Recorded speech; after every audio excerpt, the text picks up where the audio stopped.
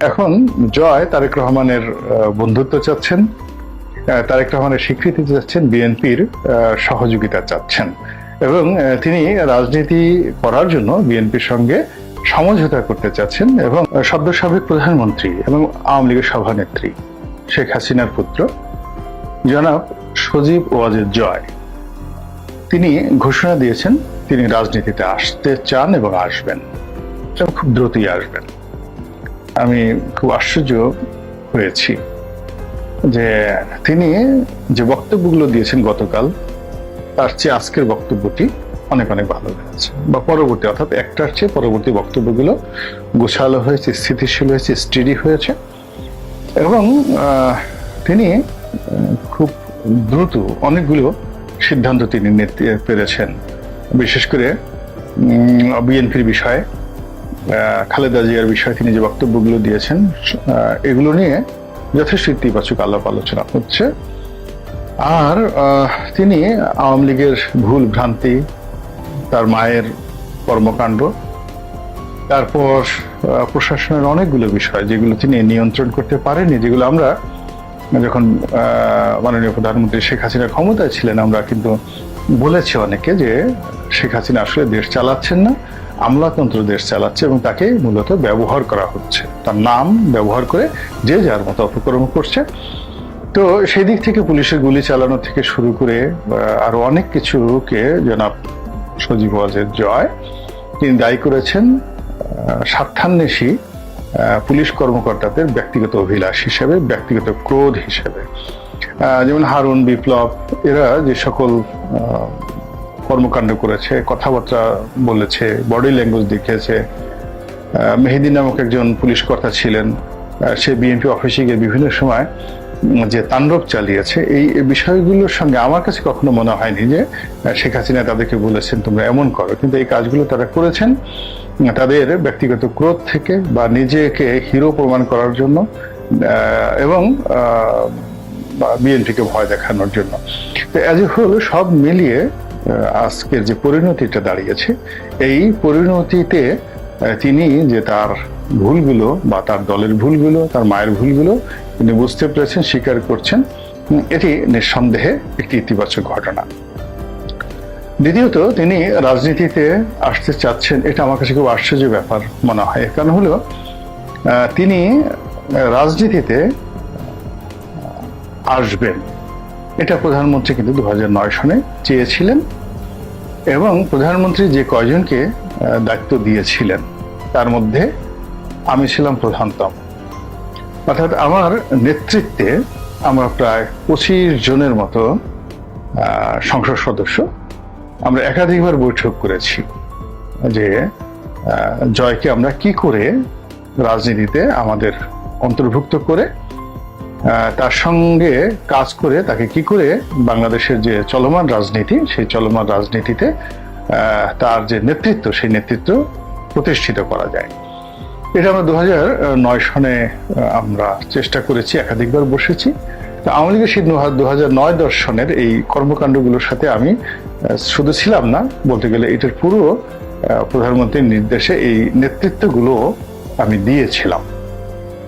তো যাই হোক, পরবর্তীতে 2010 সনের পর আমি নিজেই বিভিন্ন কারণে ফ্রাস্ট্রেটেড হয়ে এদের থেকে একটু দূরে থাকি। এই আমার এলাকাতে, নির্বাচনী এলাকাতে অনেক সমস্যা হলো, প্রধানমন্ত্রীর কাছে আমার বিরুদ্ধে অনেকে নালিশ করা শুরু করলে, বেয়াদবি করে, তারপরে জামাত থেকে আসছে, শিবির করত এবং প্রধানমন্ত্রী নিজে অনেকটা কনফিউজড হয়ে গেলেন।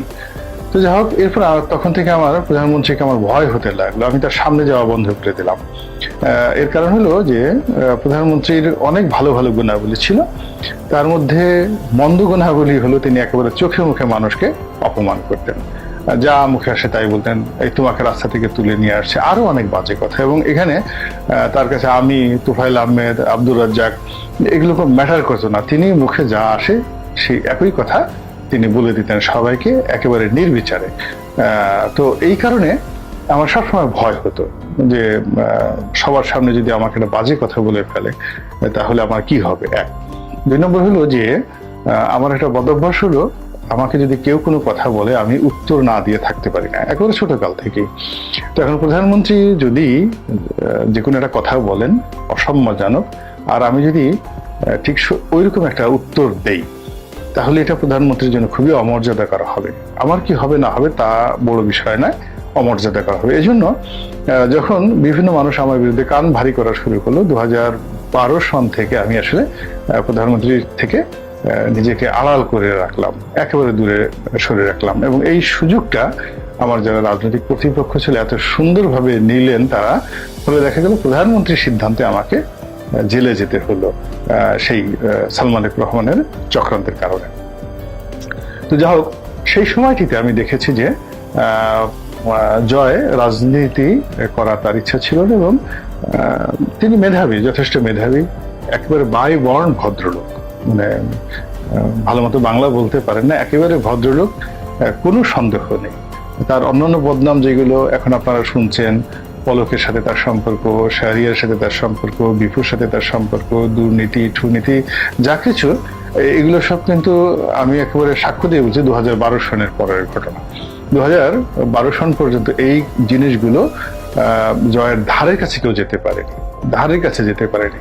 এবং 2012 সন পর্যন্ত আমি শেখ রেহানাকে দেখেছি যে তার সঙ্গে কোনো রাজনৈতিক নেতার কখনো কথা হয়নি। একবার সেই সৈয়দ আবুল হোসেন মানে বলেছিল যে শেখ রেহানার হাজব্যান্ড তার বন্ধু, এরকম একটা কথা। আমি এই কথাটি শেখ রেহানাকে জানাই যে ডক্টর শফিক তার বন্ধু এই পরিচয় দিয়ে সৈয়দ আবুল হোসেন ভাবসাব দেখাচ্ছেন। তিনি আমাকে গণভবনে যেতে বলেন যে তুমি আসো, আমি আবুল হোসেনকে এখন ডাকাই। তখন মাননীয় প্রধানমন্ত্রী শেখ হাসিনা গণভবনে ছিলেন না।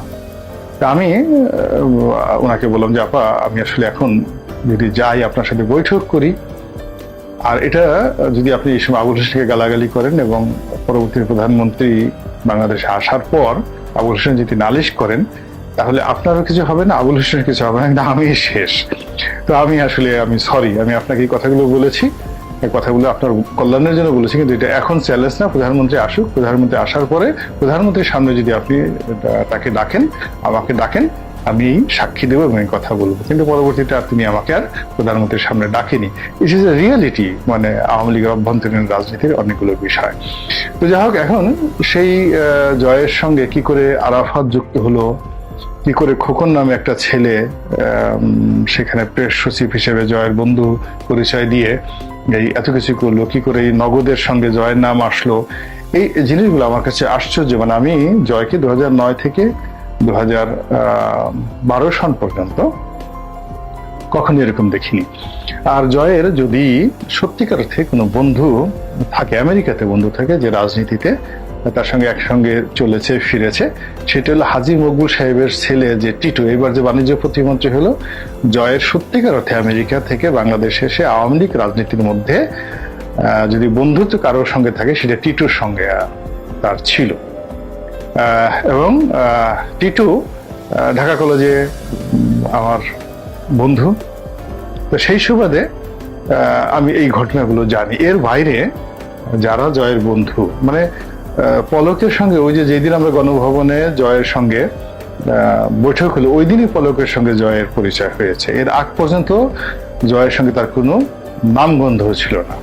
কিংবা ধরেন আমি আমেরিকাতে গিয়েছিলাম 2012 সনে, তো আমেরিকান গভর্নমেন্টের একটা অনুষ্ঠান, তো সেখানে গিয়ে খোকনকে দেখলাম। তখন সে চ্যানেল আইতে চাকরি করে এবং আমেরিকার জ্যাকসন হাইটসে সে থাকে, নিউ ইয়র্কের।